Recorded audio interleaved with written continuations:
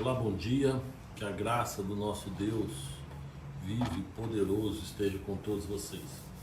E nós estamos falando da sequência dos heróis da fé. E a sequência, hoje nós estamos em Moisés, né? Moisés é bastante longo, porque Moisés, eu sempre falo isso, foi o homem que mais teve intimidade com Deus. Então, tem muitos livros, eu falo que tem alguns livros que é como se fosse a biografia de alguns personagens. Então, como por exemplo, 1º e 2º Samuel tem a biografia de Davi, como o Gênesis tem a biografia de Abraão, tem a biografia de Noé, tem a biografia de José, e como Esther tem a biografia da rainha Esther e de Mardoqueu. Então, livros, os 4 evangelhos, né, tem a biografia de Jesus. E nós temos também aqui o livro de Êxodo, Levítico, Números, Deuteronômio, tem biografia de Moisés. E hoje nós estamos vendo então quando Moisés consegue tirar o povo do Egito. O povo está escravizado no Egito, teve as 10 pragas, quem está acompanhando aí sabe que Deus tinha levantado Moisés para libertar o povo da escravidão. E Deus mandou as 10 pragas do Egito, e depois da 10ª praga, que foi a morte do primogênito, o povo decide então libertar o povo de Israel. O povo egípcio decide libertar o povo de Israel. O povo de Israel sai numa noite de Páscoa, né, numa noite em que eles comemoraram ali a Peshá, que é ir além da marca, passar além da marca, e aí então eles pegam tudo que eles conseguem lá, tudo que eles ganham dos egípcios, ouro, prata, utensílios, e saem com destino à terra prometida, a terra de Canaã. E hoje nós vamos ver então a primeira jornada que eles fazem, o primeiro percurso rumo à terra prometida. É importante a gente lembrar no capítulo 3 do livro de Êxodo que Deus fala para Moisés, fala: eu vim para libertar o povo, eu desci para libertar o povo da escravidão do Egito, porque eu tenho ouvido o clamor desse povo, eu tenho ouvido o quanto eles estão clamando e tenho visto a aflição deles diante da escravidão no Egito, e por isso eu decidi libertá-los. Então agora aqui Deus começa a cumprir a promessa dele. Aqui apareceu um negócio, acho que já foi, estava compartilhar senha do Wi-Fi, mas já foi. Então, importante a gente saber que Deus havia prometido, e agora, então aqui Deus começa a cumprir aquilo que Ele tinha prometido. E eu quero ler com vocês um trecho na Bíblia, que está em Êxodo capítulo 13, versículo 17. Êxodo capítulo 13, versículo 17. Aconteceu que quando o faraó deixou ir o povo, Deus não os levou pelo caminho da terra dos filisteus, que estava mais perto, porque Deus disse para que porventura o povo não se arrependa vendo a guerra e torne ao Egito. Mas Deus fez rodear o povo pelo caminho do deserto, perto do Mar Vermelho, e subiram os filhos de Israel da terra do Egito armados. Vou dar uma paradinha aqui. Então olha só, Deus sabia que o caminho mais perto era o caminho da faixa de Gaza, era o caminho que eles tinham que passar pela terra dos filisteus naquela época. O problema é que estava em guerra, e para eles não ficarem atemorizados com a guerra e voltar para o Egito, Deus então caminhou por outro caminho, que seria o caminho do Mar Vermelho. Você já se sentiu num beco sem saída? Você já se colocou numa situação que você achava que não ia ter saída, você achava que você não tinha solução, um problema tão grande que você acha que não havia solução? Muitas vezes a gente pensa, né? O que será que eu fiz? Por que será que eu estou nessa situação? E eu acho que na maioria das vezes a gente realmente se coloca em situações difíceis, mas em algumas situações Deus nos leva para essas situações, para esse beco, para a gente lembrar que a gente é dependente dele, né? Aqui foi um caso, você vê que o que diz aqui o texto é que Deus os levou pelo caminho do mar. Então eles estão indo em direção, na direção que Deus determinou para eles. E Então, é importante a gente ter isso em mente, porque aqui o povo não está, aqui o povo está em obediência. Apesar do povo ter desobedecido a Deus em muitas situações, e isso causou muitos problemas para a nação de Israel, aqui eles estão em obediência. Aqui eles estão vivendo realmente de acordo com a vontade de Deus. Eles estão indo em direção ao caminho que Deus determinou a eles, certo? Então, depois disso tem assim, olha, tomou Moisés os ossos de José consigo, porquanto havia este estreitamente ajuramentado aos filhos de Israel, dizendo: certamente Deus vos visitará, fazei, pois, subir daqui os meus ossos convosco. Assim, partiram de Sucote e acamparam em Etã, à entrada do deserto. E o Senhor ia diante deles, de dia numa coluna de nuvem, para os guiar pelo caminho, e de noite numa coluna de fogo, para alumiar, para que caminhassem de dia e de noite. Nunca tirou de diante da face do povo a coluna de nuvem de dia e nem a coluna de fogo de noite. É uma coisa difícil de acreditar, né? Mas eu costumo dizer isso, que se a gente tentar viver a lógica, nós nunca vamos conseguir viver o sobrenatural de Deus. Muitas vezes, muitas pessoas, aqui mesmo, se você pegar aí os vídeos anteriores, você vai ver que tem alguns questionamentos de pessoas que não acreditam, que não creem de jeito nenhum e fazem muitos questionamentos a Deus. Mas Deus é um Deus sobrenatural, é um Deus que faz coisas ilógicas aos nossos olhos. Aquele que vive de forma natural e que só busca o natural, só busca a lógica, não vai conseguir viver essa importância que Deus tem no sobrenatural, que dá no sobrenatural. Aqui, olha só o que está acontecendo, o que o texto está falando para nós? Que Deus, ele colocou uma nuvem, uma coluna de nuvem, que ia diante deles para os guiar no deserto. E à noite, essa coluna de nuvem se transformava numa coluna de fogo, para iluminar o caminho, para que eles pudessem andar dia e noite. E então eles foram o tempo todo, durante o tempo que eles estavam no deserto, eles foram guiados por Deus. E aqui tem uma mensagem, né? Porque quando você decide acreditar em Deus, quando você decide confiar a sua vida nas mãos dele, é isso que ele faz. Ele vai adiante de nós, nos guiando. Por isso Jesus, quando estava para morrer, né, quando estava para se entregar, para ser sacrificado na cruz, ele falou: olha, eu estou indo, mas eu vou mandar para vocês um novo Consolador, aquele que vai convencer o homem dos seus pecados, e ele vai guiar o homem, né? É o Espírito Santo que habita em nós. E Jesus fala: o mundo não o pode conhecer, o mundo não o vê porque não o conhece, mas vocês o conhecem, por quê? Porque ele habita em vocês. Então, o Espírito Santo de Deus hoje seria essa coluna que nos guia dia e noite. O grande problema é que nós, de vez em quando, desviamos dela, né? De vez em quando a gente está vendo que tem que ir para um lado, mas nós queremos ir para outro lado. E aí depois a gente começa a reclamar que as coisas estão dando errado, né? Apesar de muitas vezes o Espírito nos compelir, nos levar a lugar que dificilmente vamos ter saída, mas se ele nos levou para lá, ele vai também nos dar saída, ele vai também achar uma solução.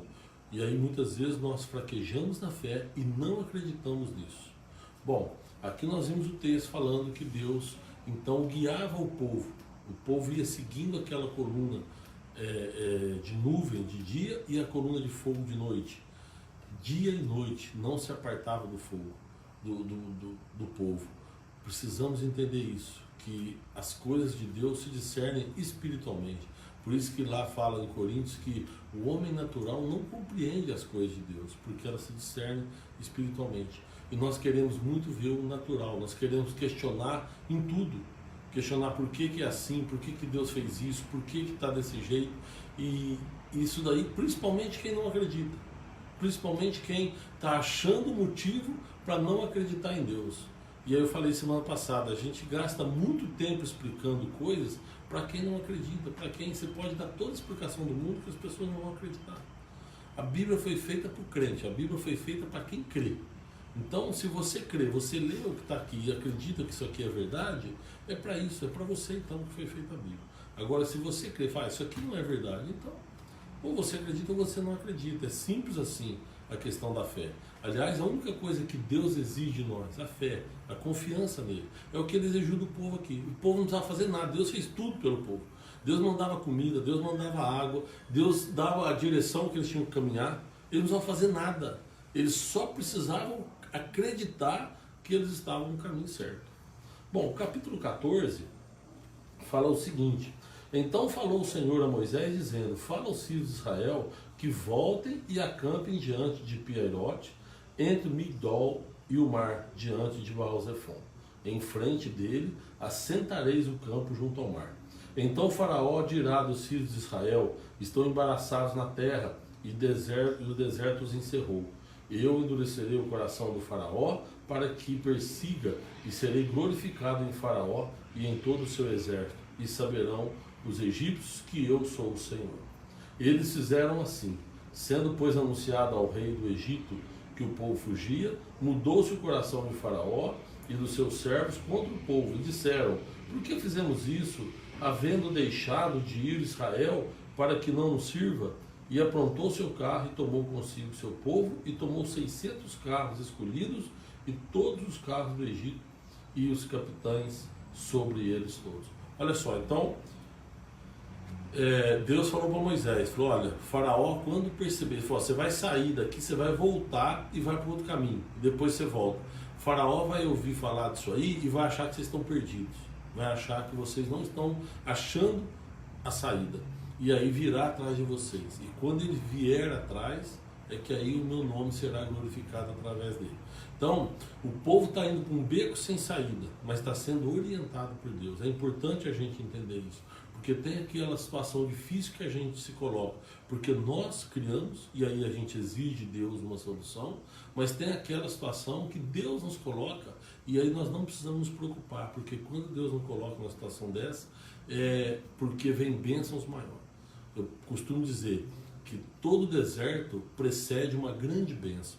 Então nós precisamos aprender isso daí.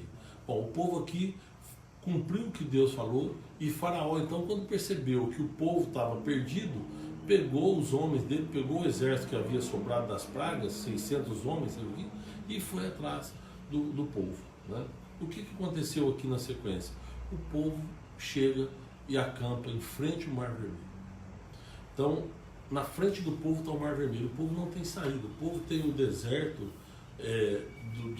dos lados. Atrás vem Faraó com o seu exército e o povo acampado na frente do Mar Vermelho. O povo não tem para onde ir. O povo não tem como sair daquela situação. E aí eles estão acampados e de repente eles olham e veem fumaça, ouvem barulhos, aquela poeira levantando, e aí eles percebem que eles estão sendo perseguidos pelo exército de Faraó. E aí começa então uma pressão em cima de Moisés. Eles falam para Moisés, Moisés, por que você nos trouxe aqui para o deserto? Não havia sepulcros no Egito? Por isso você trouxe a gente para morrer aqui? E começou aquela pressão em cima de Moisés. E Moisés então falou, calmem, fiquem quietos, porque hoje vocês vão ver o que Deus vai fazer por vocês. E Deus fala para Moisés, Moisés, por que você está clamando? Diga ao povo que marche. Mas como é que diz o povo que marche? Como é que eles vão marchar se na frente deles está o mar? Então Deus fala para Moisés, estende o seu cajado para o mar e você verá o milagre. E aí quando Moisés estende o cajado, aqui tem uma coisa interessantíssima, porque, olha só, o Senhor disse a Moisés, por que clamas a mim? Diz aos filhos de Israel que marchem. Tu levanta tua vara, estende tua mão sobre o mar e fende-o para que os filhos de Israel passem pelo meio do mar em seco. É importante saber isso aqui, ó, em seco. E eis que endurecerei o coração dos egípcios para que entrem nele atrás deles. E serei glorificado em Faraó e em todo o seu exército, nos carros e nos cavaleiros. Os egípcios saberão que eu sou o Senhor quando for glorificado em Faraó e nos seus carros e nos seus cavaleiros. O anjo de Deus que ia diante do exército de Israel se retirou e ia atrás deles. Também a coluna de nuvem que se retirou diante deles e se pôs atrás deles. E ia entre o campo dos egípcios e o campo de Israel. E a nuvem era escuridade para aqueles, e para estes esclarecia a noite. De maneira que em toda a noite não chegou um ao outro. Então Moisés estendeu a sua mão sobre o mar, e o Senhor fez retirar o mar por um forte vento oriental toda aquela noite. E o mar tornou-se em seco, e as águas foram partidas. Então, olha só. Quando o exército de Faraó ia chegando, que o povo se desesperou, diz que a coluna de nuvem que estava na frente passou para trás do povo de Israel. E o anjo do Senhor também ficou ali protegendo. E é o que aconteceu. A nuvem, ela iluminava o caminho ali para o povo de Israel, e para aqueles que estavam atrás, para os egípcios, ela foi escuridão. Você já deve ter ouvido falar que Jesus, ele é a pedra angular e que foi posta por salvação daqueles que creem, mas para perdição daqueles que não creem. Para aqueles que não creem, pedra de tropeço. E é isso que Deus faz. Aquele que crê nele, ele é luz. E aquele que não crê só vai ver escuridão. Aquele que crê em Cristo vai ver em Cristo, na pedra angular, a salvação. E aquele que não crê em Cristo vai ver na pedra angular um motivo de tropeço. Então, e foi exatamente isso que Deus fez aqui. A coluna de nuvem que estava lá na frente passa para trás do povo de Israel. E ali atrás ela faz confusão nos egípcios. Então os egípcios não conseguiam chegar no povo de Israel. Por quê? Porque eles não enxergavam nada. Porque a nuvem atrapalhava. Mas ao mesmo tempo, aquela coluna de fogo que estava atrás do povo, mas na frente dessa nuvem, iluminava o caminho para que eles pudessem enxergar. Então o povo de Israel foi indo, e a nuvem foi acompanhando, e eles foram a noite toda iluminados, até chegar exatamente no mar, quando então Moisés estendeu o cajado e o mar se abriu. Agora uma coisa interessante aqui, olha só, quando o mar se abre, o Senhor fez retirar por um vento forte oriental toda aquela noite. Toda a noite teve um vento forte. Por que isso? Porque Deus prometeu que o povo ia passar seco. Você sabe, quando você fica, se você tira, tem muita água em cima da terra, quando você tira, fica aquela lama. O povo poderia passar ali pisando na lama embaixo. Mas ventou aquela noite toda, um vento forte, e aquele vento não só abriu o mar, mas ajudou para secar aquela lama. E aí eles passaram em seco até chegar do outro lado. Aqui o final da história é que o povo do Egito vem e tenta passar também. Quando eles percebem que o povo de Israel passou pelo mar, eles vão atrás. E aí Deus, diz que Deus do alto da nuvem viu os egípcios chegando, e aí fez confusão aos egípcios. Como? Começou a quebrar as rodas dos carros, começou a colocar empecilhos, e eles então começaram a ter problemas, e aí começaram a gritar: Deus está trabalhando em favor de Israel. Então nós não vamos ter chance, vamos voltar. Mas no que eles estavam voltando, o mar se fechou em cima deles e acabou com o exército de Faraó. E isso aconteceu para que Deus fosse glorificado através disso, e para que o povo soubesse que é Deus que cuida, para que o povo soubesse que é dependente de Deus. Às vezes as pessoas até me perguntam: não era mais fácil Deus simplesmente levar realmente o povo sem problema? Sim, mas será que aquele povo ia acreditar? Porque depois de tudo que eles passaram, e Deus fazendo obras, milagres, eles não acreditaram. E a única coisa que Deus exigiu deles foi a confiança, foi a fé. Eles precisavam acreditar em Deus, era a única coisa. A parte deles era só essa. E o que acontece? Jesus, ele fez muitos milagres, mas muitos milagres. Aqueles que estão narrados no Evangelho e muitos que não foram narrados. Se você pegar o final do Evangelho segundo João, quando João escreve, ele encerra o livro dele falando o seguinte: João 21, no capítulo 25, que é o último, João capítulo 21, versículo 25, é o último versículo do Evangelho de João. Há, porém, ainda muitas outras coisas que Jesus fez, Se cada uma das quais fosse escrita, cuido que nem ainda o mundo todo poderia conter os livros que se escrevessem. Amém. Então ele encerra falando o seguinte, é lógico que aqui tem uma hipérbole, né? Ele fala, ele exagerou um pouco aqui, ele fala, eu creio que se fosse escrever tudo que Jesus fez, não teria livro no mundo que coubesse, né? Mas o que ele está querendo dizer aqui é o seguinte, é que além daquilo que foi narrado aqui, além daquilo que foi colocado aqui, Jesus fez muitas outras coisas que o pessoal não escreveu aqui. Eu quero dizer para você o seguinte, é que Deus enviou seu Filho para nos libertar do pecado. Assim como ele mandou o Moisés para libertar o povo da escravidão do Egito, ele mandou o seu próprio Filho para nos libertar da escravidão do pecado. E assim como ele exigiu daquele povo somente a confiança, somente a segurança, a fé, ele exige de nós somente a fé. Nós só precisamos confiar nele e ele nos guia através do seu Santo Espírito, ele nos dá a direção certa, ele nos leva. Muitas vezes a gente entra num beco que a gente acha que não tem saída, mas se for necessário, Deus abre o mar e a gente passa. Mas aonde Deus nos coloca é para nossa bênção. Muitas vezes nós queremos ir para lugares mais fáceis, mas a gente deixa de ouvir a voz de Deus, porque isso acontece muito com a gente, né? Por isso que Paulo escreve aos Romanos, veja só, meus irmãos, que não são muitos os sábios que são chamados, porque quando a gente acha que tem sabedoria, quando a gente acha que tem dinheiro, quando a gente acha que tem poder, a gente quer caminhar com as próprias pernas, a gente se acha autossuficiente para caminhar e a gente deixa de depender de Deus, a gente deixa de olhar para as coisas de Deus e se acha autossuficiente. E o que Deus quer da gente é justamente a confiança, é saber que nós somos dependentes dele e saber que nós vamos chegar na promessa, mas através da ajuda dele. Então, assim como ele fez através de Moisés e libertou o povo, assim ele fez através de Cristo Jesus, seu Filho, para nos libertar do pecado.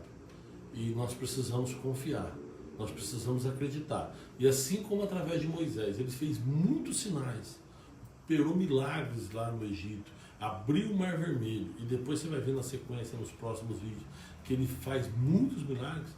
Através de Jesus ele fez muitos milagres também, para que a gente pudesse ter a prova de que realmente ele tem um propósito na nossa vida. Então, o que ele exige de nós? A confiança, a fé, mais nada. Nós precisamos crer em Deus. João 3,16, versículo mais famoso da Bíblia. Deus amou o mundo de tal maneira que deu seu Filho unigênito, para que todo aquele que nele crê não pereça, mas tenha a vida eterna.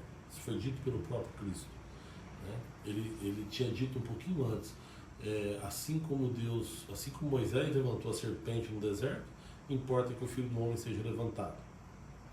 E depois de João 3,16 ele fala, porque aquele que crê será salvo, mas aquele que não crê já está condenado. Então Jesus Cristo, que é a nossa nuvem, ele é luz para aqueles que creem e escuridão para aqueles que não creem. Ele é a pedra angular, a principal rocha colocada na construção daquele que crê, mas ele é uma pedra de tropeço para aquele que não crê. Então eu quero te convidar a crer em Jesus Cristo. É a única coisa que Deus exige para nos colocar na terra prometida, na terra santa, que é a Nova Jerusalém, que é onde nós vamos viver eternamente com Ele. Amém? Que Deus te abençoe. Viu? Eu vou orar. Estou vendo que tem bastante gente, mas antes eu vou orar com você. Se você puder fechar os seus olhos. Senhor, nós te agradecemos mais uma vez, Pai, por tudo que o Senhor tem feito por nós, pelos sinais que o Senhor mandou através do seu Filho Jesus, pelas Escrituras, Pai, que o Senhor deixou registrado, todo esse ensinamento para que a gente possa acreditar no Senhor. Nós somos gratos por isso, Pai, e pedimos a Deus as tuas bênçãos. Quantas pessoas aqui estão hoje sentindo num beco sem saída? Quantas pessoas estão hoje aqui achando que o problema não tem solução e o Senhor está pronto para abrir o mar? A pessoa só precisa estender o cajado. Então, meu Deus, eu peço também que o Senhor olhe para essa pessoa, que assim como o Senhor falou com Moisés, o Senhor mande um sinal, Pai, fale com essa pessoa através do teu Santo Espírito, para que ela dê o passo em direção ao Senhor, para que as coisas então melhorem e o mar se rompa diante dela. Pai, eu peço que o Senhor olhe pelos nossos irmãos, pelas nossas irmãs. O Senhor abençoe a cada um deles, Pai, com sabedoria, mas principalmente, Deus, com fé, confiança no Senhor. É o que eu te peço e já te agradeço em nome de Jesus. Amém. Todos vocês aí que estão nos assistindo, que me acompanharam, que Deus abençoe poderosamente cada um de vocês.